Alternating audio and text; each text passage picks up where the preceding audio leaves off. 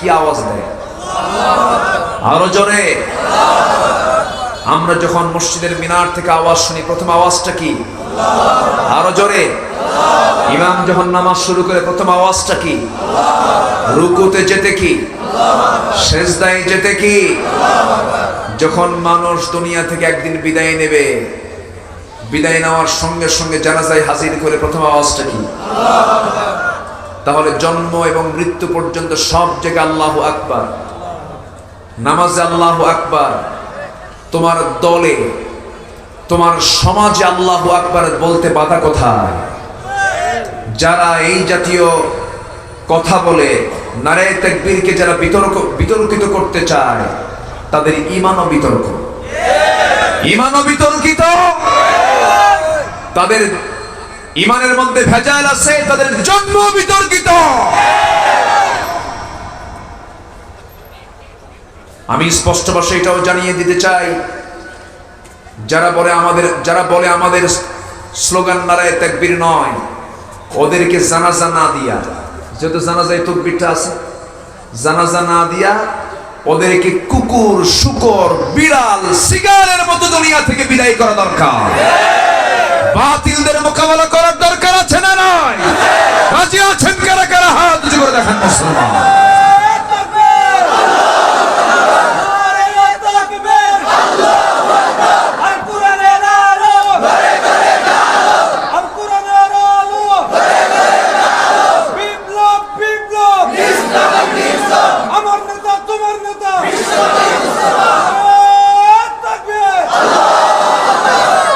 আল্লাহ কবুল করুন, জোরে বলি আমিন।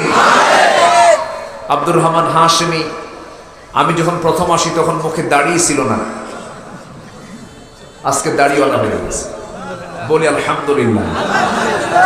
আদর্শ পরিবারের রূপরেখা, আদর্শ পরিবারের এক নম্বর বৈশিষ্ট্য হলো একটা আদর্শ স্ত্রী নির্বাচন করা। হাশিমির হয়ে গেছে ইনশাআল্লাহ, লাইনে আছে, আলহামদুলিল্লাহ বলেন। আদর্শ স্ত্রী যার আছে সে বড় ভাগ্যবান, বলি আলহামদুলিল্লাহ। বউটা যদি না ভালো হয়, পৃথিবীটা কি জান্নাত হয় না জাহান্নাম হয়ে যায়? জাহান্নাম। অনেক প্রবাসী আছেন, প্রবাস থেকে টাকা পাঠিয়েছেন, এদিকে বউ মাশাআল্লাহ সব টাকা নিয়া আরেকজনের সঙ্গে সংসার করিতেছেন, আছে না নাই? আচ্ছা, সমস্যা কি? পাশে আওয়াজ হচ্ছে মনে হয় না?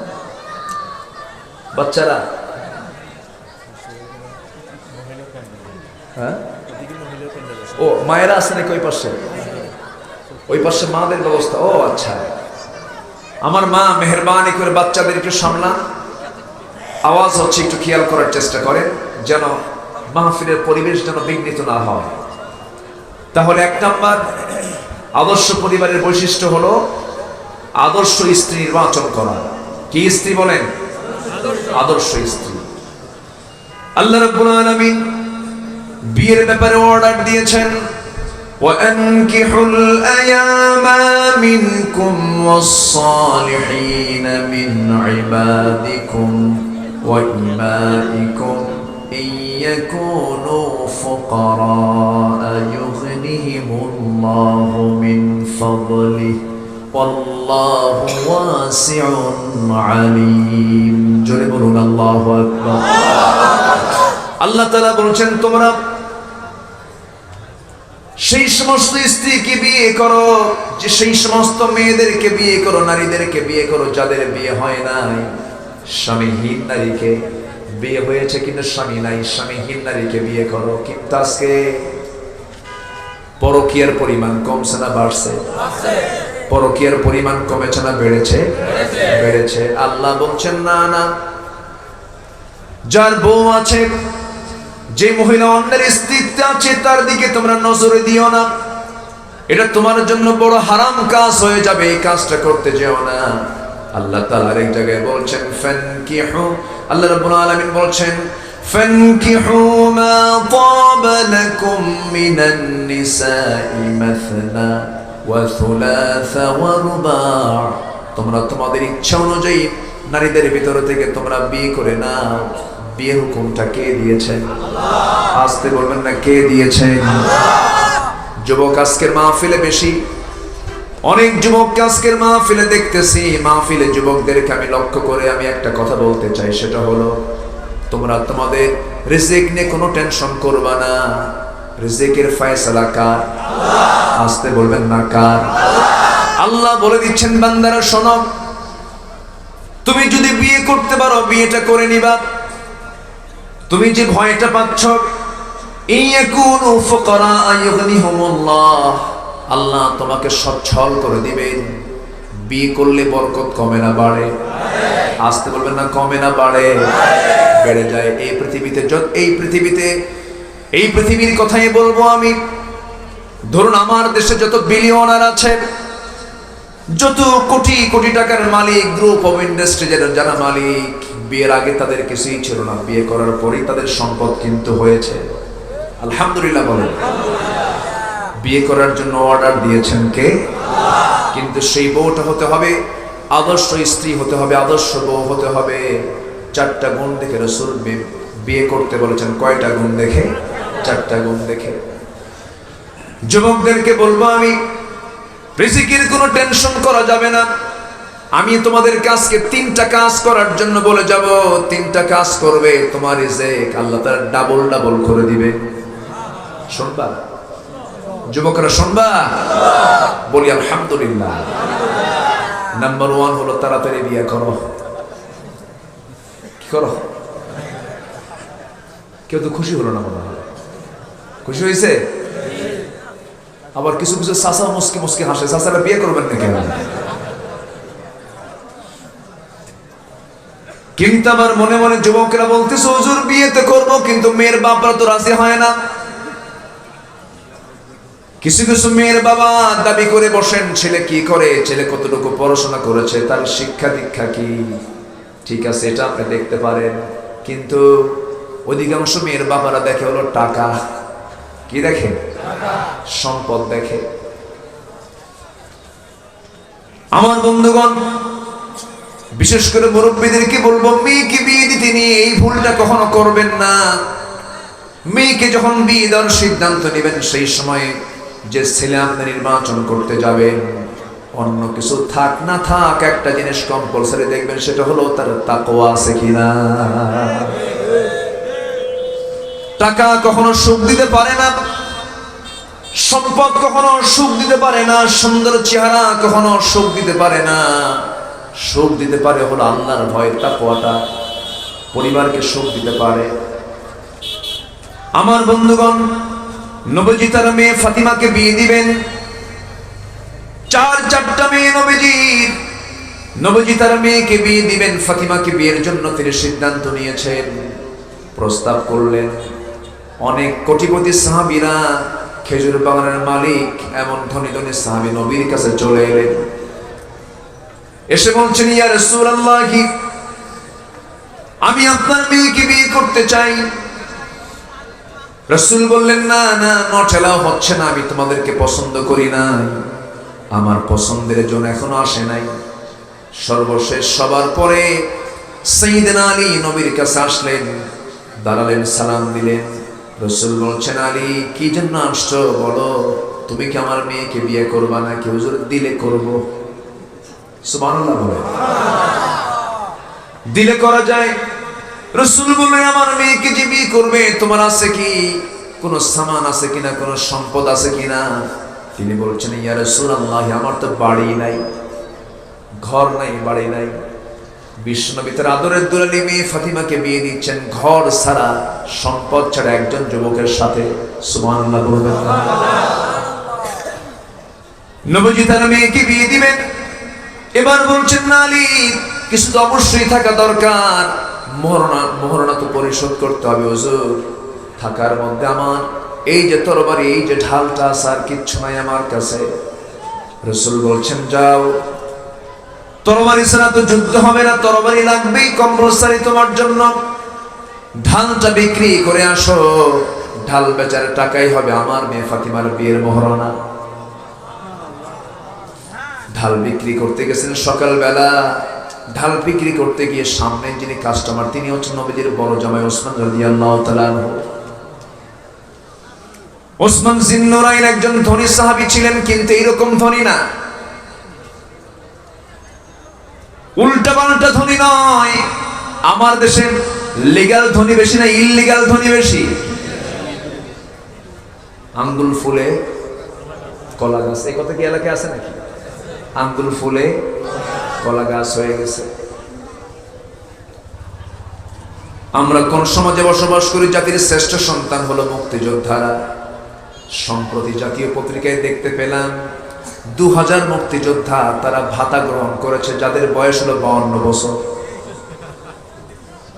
কি শোনেন নাই? দেশ স্বাধীন হলো 52 বছর, ওদের বয়স 52 বছর। যুদ্ধ করলো রুহের জগৎ থেকে।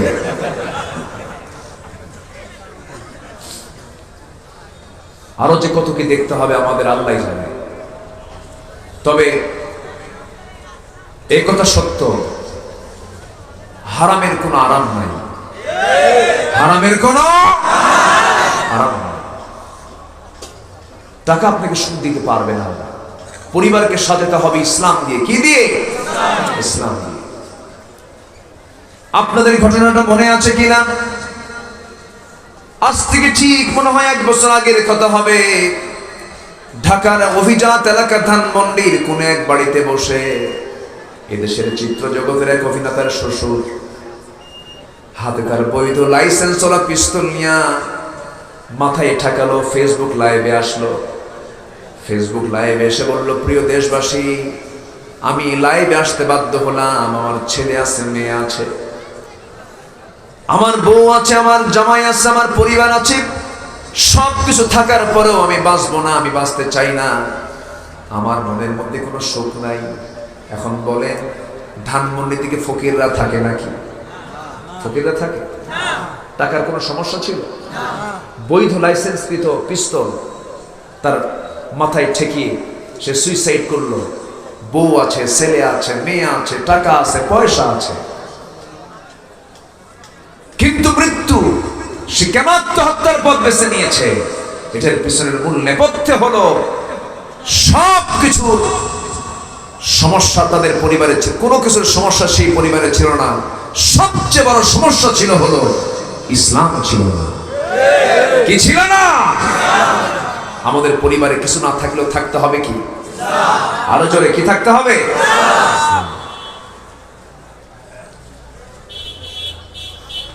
আমার নবীজি তার মেয়েকে বিয়ে দিবেন। সাইয়েদনা আলী ঢাল বেচার জন্য বাজারে চলে গেছেন, ঢাল বিক্রি করতে বসেছেন। সামনে ওসমান দাঁড়ায় বলছেন, আলী তুমি বাজারে আসছো কেন? ঢাল বিক্রি করার জন্য। বিয়ে ঠিক হয়ে গেছে। কার সাথে? নবীর ছোট্ট মেয়ে ফাতিমা, আপনার শালিকা। ওসমান জিন্নুরাইন করলেন কি? টাকা দিয়ে বললেন, দাও, তোমার ঢালটা আমি কিনে নেব। কিনেও নিলেন, ঢালটা হাতেও নিলেন। কিছুদের যাওয়ার সঙ্গে সঙ্গে পিছন থেকে ডাক দিয়ে বলছেন, ওরে আলী, তুমি এই দিকে আসো। তুমি তো কিছুক্ষণ পর তুমি আমার ভাইরা হয়ে যাচ্ছ, তোমাকে কিছু উপহার দেওয়া দরকার। এই যে আমার পক্ষ থেকে আমি তোমাকে আগেই তোমাকে এই ঢালটা উপহারও দিয়ে দিলাম। ঢালও নিলেন, টাকাও নিলেন। নবীর কাছে গিয়ে দাঁড়ানো মাত্র রাসূল বলছেন, আলী মনে হয় ঢালটা বিক্রি হয় নাই। এখানে কি হয়েছে? এখানে কথা বলে কে? আমার নবীজি বলছেন, আলী তোমার মনে হয় ঢালটা বিক্রি হয় নাই। হুজুর ঢাল তো বিক্রি হয়ে গেছে। রাসূল বললেন, ঢাল তো তোমার হাতেই দেখতেছে হুজুর। ঢালটা বিক্রি করেছি, আবার ঢালটা আমাকে একজন উপহার দিয়েছে। কে? এই যে টাকা, এই যে ঢাল আমি উপহার পাইছি। কি উপহার দিল? হুজুর আপনার বড় জামাই ওসমান। নবীজি মুস্কি হাসি মেরে বলছেন, লোক আর খুঁজে পাওয়া নাই, আমার বড় জামাইয়ের কাছে বেচতে গেছে।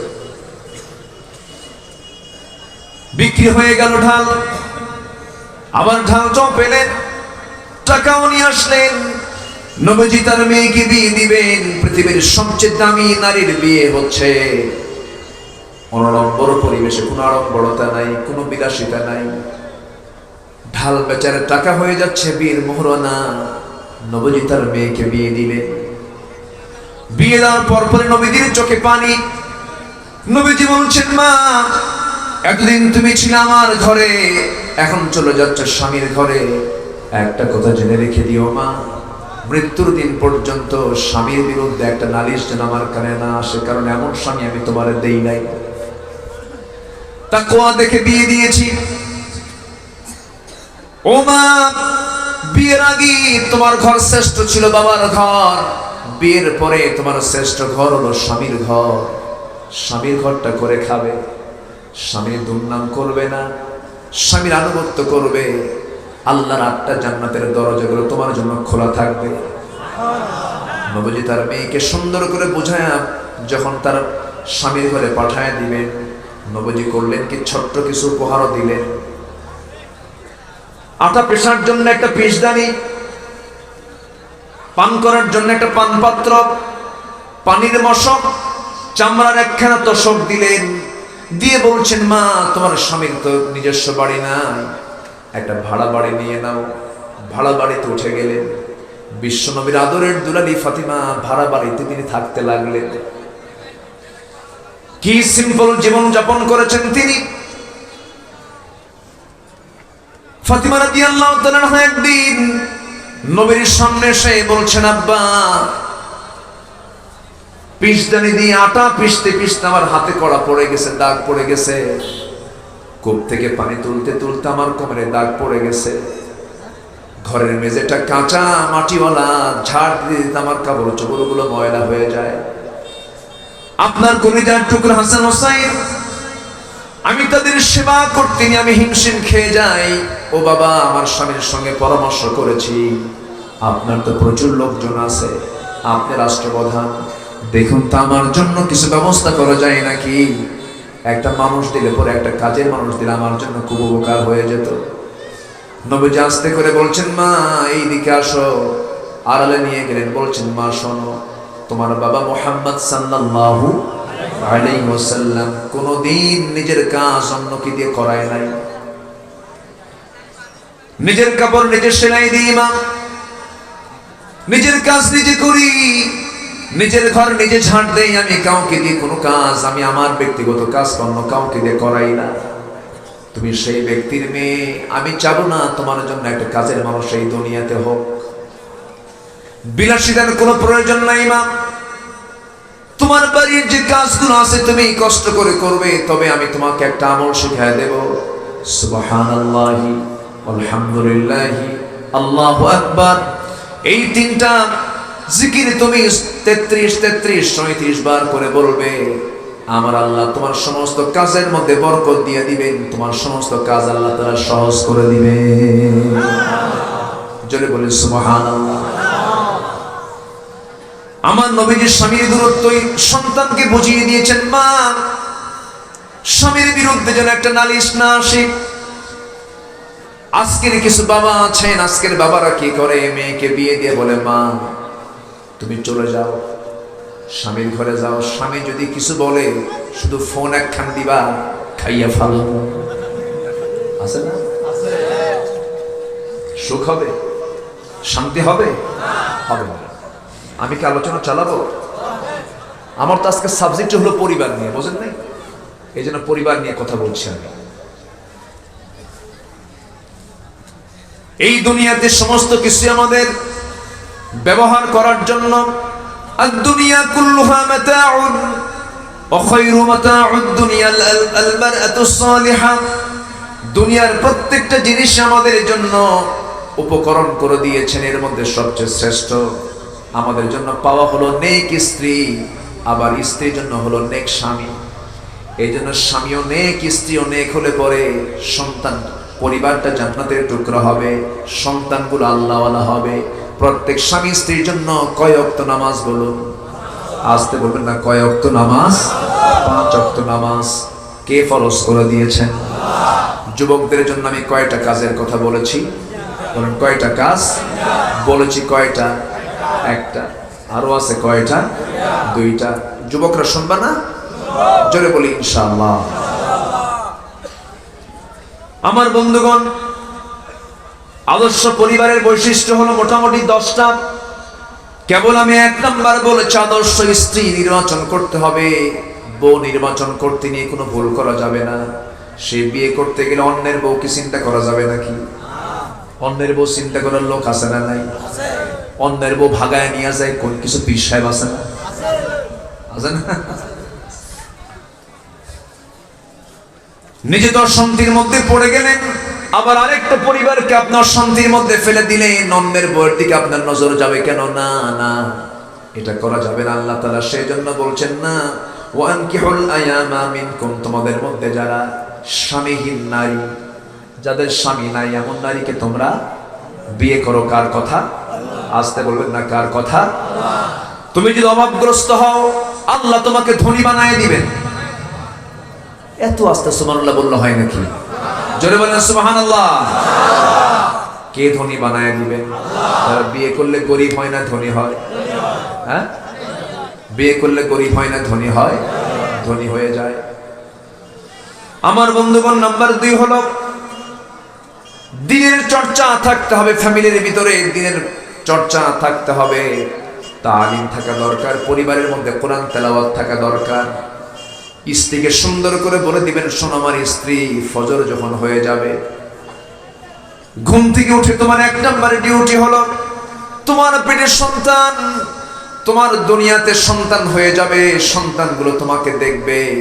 এই পৃথিবীতে সবচেয়ে বড় ইউনিভার্সিটি হলো মার কোল। জয় কোন আলহামদুলিল্লাহ। মার কোল যদি ভালো হয়ে যায়, সন্তান ভালো হয়ে যাবে। আপনার স্বামী, আপনার দায়িত্ব হবে, শোনো আমার স্ত্রী, সকালবেলা আমরা দুইজনে উঠবো, আমি মসজিদে চলে যাব, তুমি মুসাল্লায় দাঁড়াবে, সুন্দর করে কোরআন তেলাওয়াত করবে, নামাজ শেষে শেষে সুন্দর করে কোরআন গুনগুন করে পড়বে। তোমার পেটে থাকা সন্তানের উপর এটার প্রভাব পড়ে যাবে। তোমার সন্তানটা আব্দুল কাদের জেলানি হয়ে যাবে, তোমার সন্তানটা রাবিয়া বসরির মতো হয়ে যাবে। আলহামদুলিল্লাহ বলে। আমি স্বামী, আমি চলে যাব মসজিদে, তুমি আমার স্ত্রী, তোমার দায়িত্ব হলো দিনটা শুরু করবে কোরআন তেলাওয়াত দিয়া, হাদিসের কিছু উদ্ধৃতি দিয়ে, হাদিস কিছু পড়াশোনা করে তুমি দিনটা শুরু করে ফেলবে। আমার ভাইয়েরা, সাহাবে কেরাম কত কষ্ট করে মসজিদে গেছেন, কাপড় ছিল না, নামাজ তারা বাদ দেন নাই। একজন সাহাবীর কথা আমার মনে হয়ে গেল। সেই সাহাবী কি করতেন?